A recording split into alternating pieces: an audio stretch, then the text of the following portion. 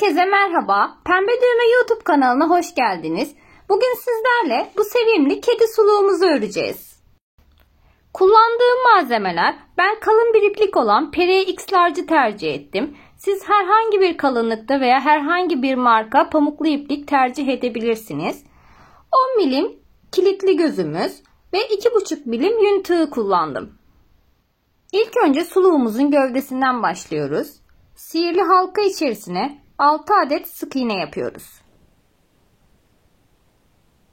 Sihirli halkamızı kapatıp ilmek kaydırma yöntemiyle birleştiriyoruz.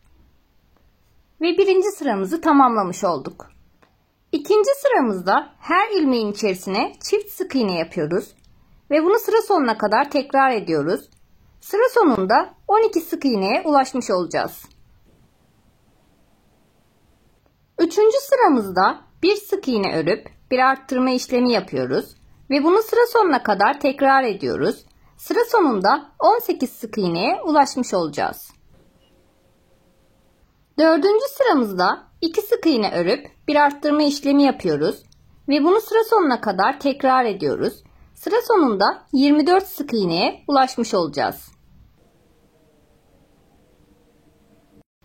5. sıramızda 3 sık iğne örüp bir arttırma işlemi yapıyoruz ve bunu sıra sonuna kadar tekrar ediyoruz. Sıra sonunda 30 sık iğneye ulaşmış olacağız. 6. sıramızda 4 sık iğne örüp bir arttırma işlemi yapıyoruz ve bunu sıra sonuna kadar tekrar ediyoruz. Sıra sonunda 36 sık iğneye ulaşmış olacağız. 7. sıramızda 5 sık iğne örüp bir arttırma işlemi yapıyoruz ve bunu sıra sonuna kadar tekrar ediyoruz. Sıra sonunda 42 sık iğneye ulaşmış olacağız. 8. sırada 6 sık iğne örüp bir arttırma işlemi yapıyoruz ve bunu sıra sonuna kadar tekrar ediyoruz. Sıra sonunda 48 sık iğneye ulaşmış olacağız. 9. sıramızda 7 sık iğne örüp bir arttırma işlemi yapıyoruz ve bunu sıra sonuna kadar tekrar ediyoruz. Sıra sonunda 54 sık iğneye ulaşmış olacağız. 10. sıramızda ilmeklerin arka lobundan alarak hiçbir arttırma ve eksiltme işlemi yapmadan tekli trabzanlarımızı yapacağız ve sıra sonunda 54 tane tekli trabzana ulaşmış olacağız. 10. sıramızı tamamladık. Şimdi 11. ve 15. sıralar dahil olmak üzere 5 sıra boyunca 54 tekli trabzanımızı yapacağız. 5 sıra boyunca 54 tekli trabzanımızı ördük. Şimdi 16. sıranın başında renk değişikliği yapıyoruz. Ve hiçbir arttırma, eksiltme işlemi yapmadan 54 tane tekli trabzan yapmaya devam ediyoruz. 16. sıramızı da tamamladık. Şimdi 17. sıramızın başında tekrar renk değişikliği yapıyoruz. Ve hiçbir arttırma, eksiltme işlemi yapmadan 54 tane tekli trabzan yapıyoruz. 17. sıramızı da tamamladık. Şimdi 18. ve 27. sıralar dahil olmak üzere 10 sıra boyunca bir sıra pembe, bir sıra sarı olacak şekilde hiçbir arttırma ve eksiltme işlemi yapmadan 54 tane tekli trabzanımızı örüyoruz. 10 sıra boyunca bir sıra pembe, bir sıra sarı olacak şekilde 54 tekli trabzanımızı ördük. 28. sırada renk değişikliği yapıyoruz ve ana rengimize geçiyoruz. Hiçbir arttırma ve eksiltme işlemi yapmadan 28. ve 35. sıralar dahil olmak üzere 8 sıra boyunca 54 tekli trabzan yapıyoruz. 8 sıra boyunca 54 tekli trabzanımızı ördük. 36. sırada sıra sonuna kadar ilmek kaydırma işlemi yapıyoruz. 36. sıramızı da tamamladık. Şimdi ilmek kaydırma yaparak ipimizi çıkartıyoruz ve kesiyoruz.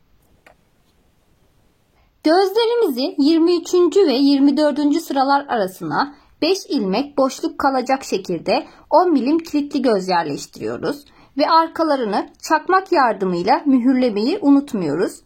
Böylelikle suluğumuzun da gövdesi tamamlanmış oldu. Şimdi kolumuzu yapmaya başlıyoruz. Sihirli halka içerisine 6 adet sık iğne yapıyoruz. Sihirli halkayı kapatıp ilmek kaydırma yöntemiyle birleştiriyoruz. Ve birinci sıramız tamamlanmış oldu. İkinci sıramızda her ilmeğin içerisine çift sık iğne yapıyoruz. Ve bunu sıra sonuna kadar tekrar ediyoruz. Sıra sonunda 12 sık iğneye ulaşmış olacağız. 3. ve 9. sıralar dahil olmak üzere 7 sıra boyunca hiçbir arttırma ve eksiltme işlemi yapmadan 12 sık iğne örüyoruz. 7 sıra boyunca 12 sık iğnemizi ördük. Şimdi 2'ye katlıyoruz ve sık iğne yardımıyla birleştirerek kapatıyoruz.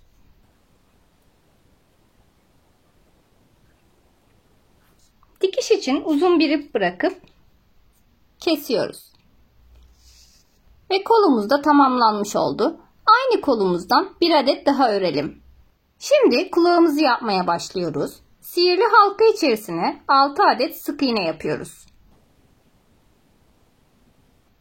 Sihirli halkamızı kapatıp ilmek kaydırma yöntemiyle birleştiriyoruz. Ve birinci sıramız tamamlanmış oldu. İkinci sıramızda bir sık iğne örüp bir arttırma işlemi yapıyoruz. Ve bunu sıra sonuna kadar tekrar ediyoruz. Sıra sonunda 9 sık iğneye ulaşmış olacağız. Üçüncü sıramızda 2 sık iğne örüp bir arttırma işlemi yapıyoruz. Ve bunu sıra sonuna kadar tekrar ediyoruz. Sıra sonunda 12 sık iğneye ulaşmış olacağız.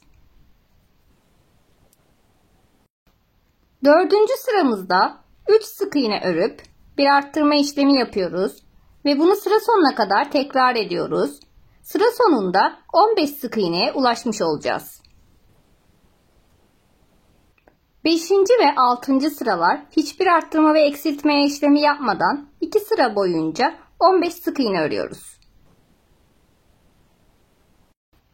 2 sıra boyunca 15 sık iğnemizi ördük. Şimdi kulağımızı 2'ye katlayıp sık iğne yaparak birleştiriyoruz. İpimizi çıkartıp dikiş için uzun bir ip bırakıp kesiyoruz.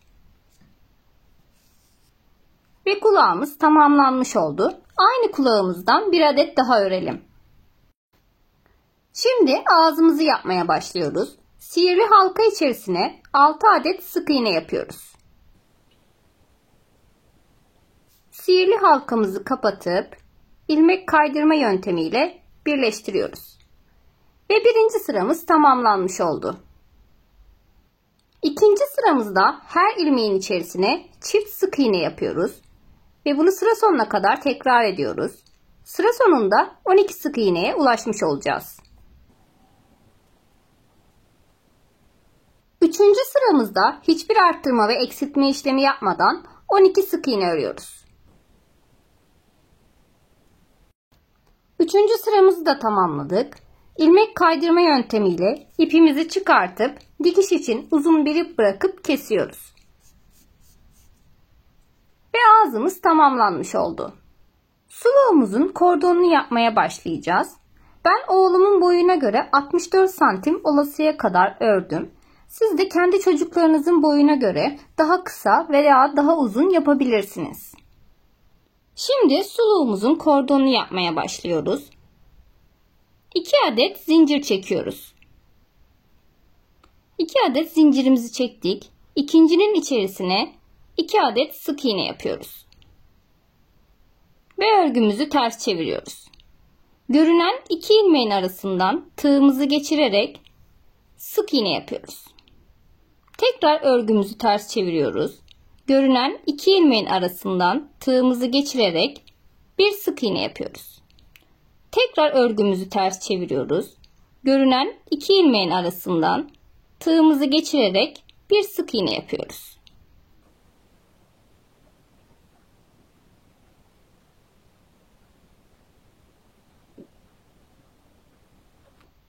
Aynı döngü içerisinde istediğimiz uzunluğa gelesiye kadar bu şekilde örüyoruz. Suluğumuzun tüm parçalarını tamamladık. Şimdi dikiş işlemine başlayabiliriz. Ağzımızı iki gözümüzü ortalayacak şekilde yerleştiriyoruz.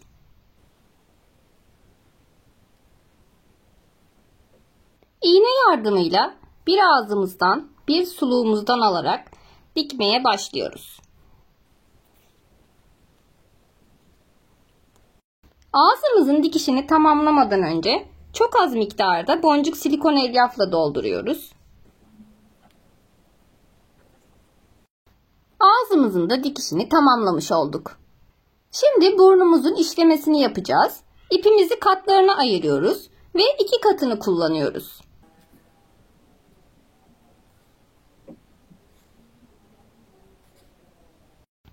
Burnumuzun işlemesini de tamamlamış olduk. Şimdi bıyıklarımızı ve kaşımızı işleyeceğiz. Aynı şekilde ipimizi de katlarına ayırıyoruz ve iki katını kullanıyoruz.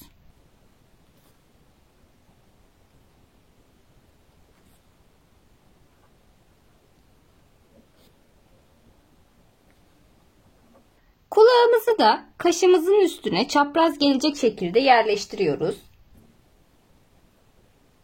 Kulağımızın dikişinde iğne ile işaretlediğimiz yerden iğnemizi batırıyoruz ve diğer iğne ile işaretlediğimiz yerden iğnemizi çıkartıyoruz.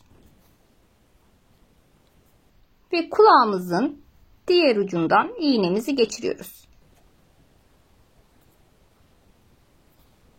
Kolumuzu yana gelecek şekilde son renk değişikliği yaptığımız sıraya iğne yardımıyla tutturuyoruz.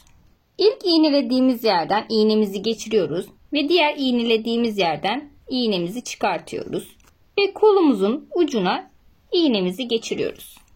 Bir kolumuzdan, bir gövdemizden iğnemizi geçiriyoruz.